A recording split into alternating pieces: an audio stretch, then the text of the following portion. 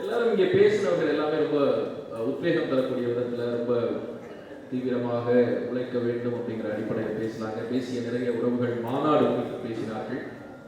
மாநாடு உண்மையிலேயே மிகப்பெரிய வெற்றிகரமான மாநாடு, அதில் எந்த விதத்திலும் மாற்று கருத்தில்லை. நமக்கு நாமே கைதட்டிக் கொள்ளலாம், நம்மை நினைத்து நாமே பெருமை பெற்றுக் கொள்ளலாம். அந்த அளவிற்கு உலகமே உற்று கவனிக்கக்கூடிய வெற்றிகரமான ஒரு மாநாடு தான். அடிப்படையில் ஒரு கேள்வி இருக்கிறது, நாமளே பேசிக்கலாம், ஒன்றும் சிக்கல் இல்லை. இந்த மாநாடு வெற்றி பெறுவதற்கு என்ன காரணம் என்று நீங்கள் நினைக்கிறீர்கள்? யார் வேணாலும் சொல்லலாம். இந்த மாநாடு உலக அரங்கில் மிகப்பெரிய கவனத்தை பெற்றெடுக்கிறது என்பது யாருக்கும் இருவேறு கருத்துக்கள் வேண்டாம், மாற்று கருத்துக்கள் வேண்டாம். ஏனென்றால் அந்த மாநாட்டை அந்த களத்தில் இருந்து திடலில் இருந்து நம்முடைய நிறைய உறவுகள் ஒருங்கிணைத்திருந்தார்கள். அதில் நானும் ஒரு ஆள். கிட்டத்தட்ட ஒரு 3 நாட்களாக மாநாட்டில் இருந்து தொடர்ச்சியாக இங்கே பணி செய்வோம், வேலைகளில் ஈடுபட்டிருந்தோம். உண்மையிலேயே மாநாடு தொடங்கிய போது ஒரு 5-5:30 மணிக்கெல்லாம் ஒரு சிறு பதட்டம் இருந்தது. இந்த மேடையில் ஏறி நின்று அடிக்கடி நான் பார்த்துக்கிட்டே இருந்தேன், கூட்டம் எப்படியாவது வந்துடணும். ஏன்னா லட்சக்கணக்கான இருக்கைகள், எப்படியாவது ஒரே ஒரு இருக்கை கூட எம்டியா இருந்துடக்கூடாது அப்படிங்கிறதுல ரொம்ப கவனமா இருந்தோம். ஏன்னா ஒரு போட்டோ எடுத்து வெளியில வந்தாலுமே அது ரொம்ப தவறான ஒரு செய்தியை வந்து சமூகத்துக்கு கொண்டு போய் சேர்த்தோம். 4 மணிக்கு பார்க்குறோம், கூட்டம் பெருசா இல்லை, ஒரு 20% இடம் இருக்கு. நான் மணிசெல்வன் மாநில ஒருங்கிணைப்பாளர் அவர்கிட்ட சொல்லிட்டு இருக்கேன், 20% தான் வந்திருக்கு அப்படின்னு. அவர் தலையை கீழே பொங்க போட்டுக்கிட்டு கண்ணுல தண்ணி மட்டும் தான் வரல அவருக்கு.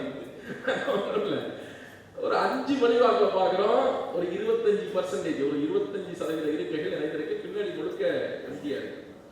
ஒரு 5:45 6 மணி ஆகுது. சரி, இதுக்கு மேல நம்ம வந்து செய்யறதுக்கு ஒண்ணும் இல்லை, எல்லாம் சரியா நடக்கணும் அப்படின்னு சொல்லி மேலே ஏறி பார்க்கும்போது கிட்டத்தட்ட 70% இருக்கைகள் நிறைந்திருந்தது. அடுத்த 30 நிமிடங்களுக்குள்ளாக இருக்கைகள் முழுவதுமாக நிறைந்தது. அதை பார்க்கிறப்போ, மேடையிலிருந்து பார்க்கிறப்போ உண்மையிலேயே இழக்கூடிய அந்த உணர்வு இருக்குல்ல, அது நான் ரொம்ப வெளிப்படையா சொல்லுவேன். எனக்கு அந்த இருக்கைகள் நிறைஞ்சிடணும் அப்படிங்கிறதுல பெரிய பதட்டம் இருந்தது. அது எப்படியாவது மக்கள் கூடினோங்கிறத பெரிய பதட்டம் இருந்தது. ஆனா என்ன நடந்ததுன்னா, நம்ம நினைப்பு என்னவா இருந்ததோ அதை விட 2 மடங்கு 3 மடங்கு மக்கள் அந்த திடலிலே ஒட்டுமொத்தமாக வந்திருந்தார்கள்.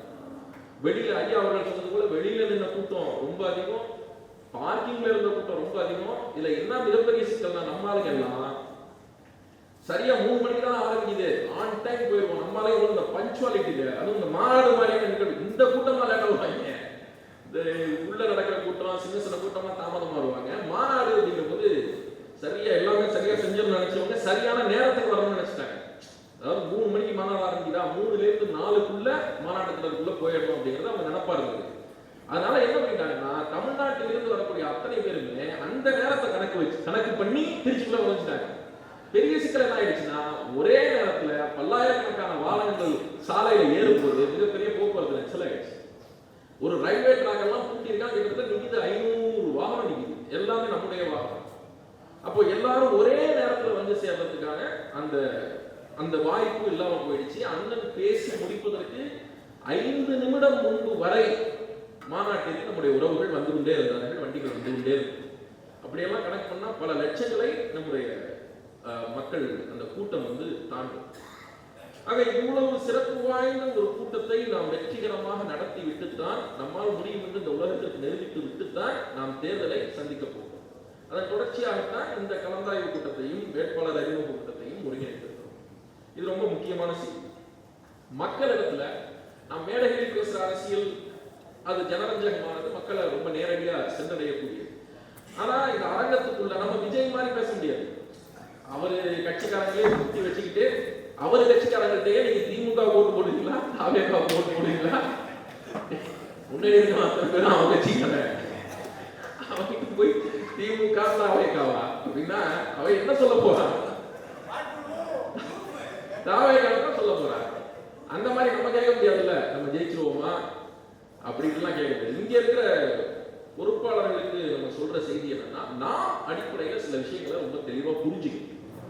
உண்மையிலேயே சில அரசியல் தெளிவு நமக்கு தேவைப்படுது. அப்பதான் நாம் மக்களிடத்துல பேசுவதற்கும் அரசியலை அணுகுவதற்கும் ரொம்ப ஏதுவான ஒரு வாய்ப்பாக அது அமையும்.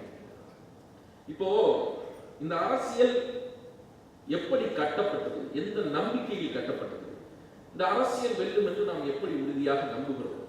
நமக்கான வாய்ப்புகளாக என்ன இருக்கிறது, தேர்தலிலே உறுதியாக வெல்வோம் என்று நாம் எப்படி நம்புகிறோம் அப்படிங்கிறது ரொம்ப முக்கியமானது. இந்த அரசியல் கட்சி உருவாவதற்கு ஒரு தேவை இருந்தது, ஒரு புற அழுத்தம் இருந்தது. இது காலத்தால் வரலாற்றால் தோற்றுவிக்கப்பட்ட ஒரு அரசியல் இயக்கம். எந்த ஒரு தனிப்பட்ட நபரினுடைய சொந்த விருப்பு வெறுப்புகளின் பேரில் இந்த இயக்கம் தொடங்கப்படவில்லை. அதுதான் நாம் தமிழர் கட்சியுடைய முக்கியமான சிறப்பு. திமுகவிலிருந்து அண்ணா திமுக பிரிந்தது கருணாநிதி, எம்ஜிஆர் என்கிற இரண்டு மனிதர்களுடைய தனிப்பட்ட ஈகோ பிரச்சனை. மதிமுக தோன்றியது கருணாநிதிக்கும் வைகோவுக்கும் இருந்த தனிப்பட்ட ஈகோ பிரச்சனை. எம்ஜிஆர் கட்சி தொடங்கினார் என்பது தன்னுடைய ரசிகர் மன்றத்தை கட்சியாக மாற்றி அரசியலுக்குள் புக வேண்டும் என்று அவருக்கு இருந்த தனிப்பட்ட விருப்பம்.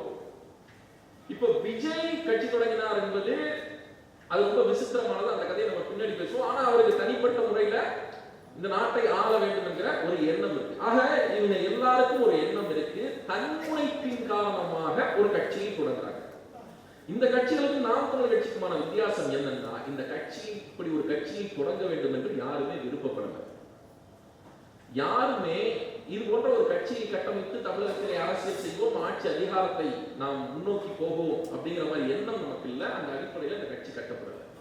பிறகு எப்படி இந்த கட்சி உருவாகுது, எந்த தேவையின் அடிப்படையில் இந்த கட்சி உருவாகுதுன்னா, அது நம்மளுடைய அபிலாஷைகள் அல்ல, சுய வெறுப்புகள் அல்ல, மாறாக இந்த இனம் இதற்கு மேற்கொண்டும் அழிவை தாங்க முடியாது, இந்த இனத்திற்கு ஏற்படக்கூடிய சிக்கல்களை தற்காத்துக் கொள்வதற்காக இந்த இனமே சேர்ந்து ஒரு வேலையை செய்ய வேண்டும், அதற்காக ஒரு அரசியல் அமைப்பு வேண்டும் என்பதற்காக உருவாக்கப்பட்டதுதான் நாம் தமிழர் கட்சி.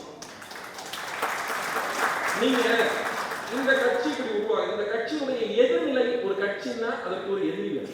ஒரு கட்சி ஒரு சமூகத்துல ஏன் தோன்றும் அப்படின்னா, அந்த சமூகத்தை பாதுகாப்பதற்கு, அந்த சமூகத்தை முன்னேற்றுவதற்கு. அந்த சமூகத்தை பாதுகாக்கணும் அப்படின்னா யாரிடமிருந்து பாதுகாக்கணும்னு ஒரு கேள்வி ஏற்படும். அப்போ ஒரு அரசியல் கட்சிக்கு தன்னியல்பிலேயே எதிரிகள் இருப்பார்கள், எதிர்த்து தாக்கம் கொண்டவர்கள் இருப்பார்கள். அப்படி இந்த நிலத்திற்குள்ளாக 60 ஆண்டுகளுக்கு மேலாக கிட்டத்தட்ட 3/4 நூற்றாண்டு காலமாக ஒற்றை போலி தத்துவமாக நிலைத்திருப்பது திராவிடம் அப்படிங்கிற ஒரு தத்துவம் தான். திராவிடம் நீங்க கவனிச்சீங்கன்னா தெரியும், அது தமிழ்நாட்டில் மோனோபோலி. அதாவது அந்த ஒற்றை தத்துவம் தான் தமிழ்நாட்டை அரை நூற்றாண்டுகளுக்கு மேலாக ஆண்டு கொண்டிருக்கிறது.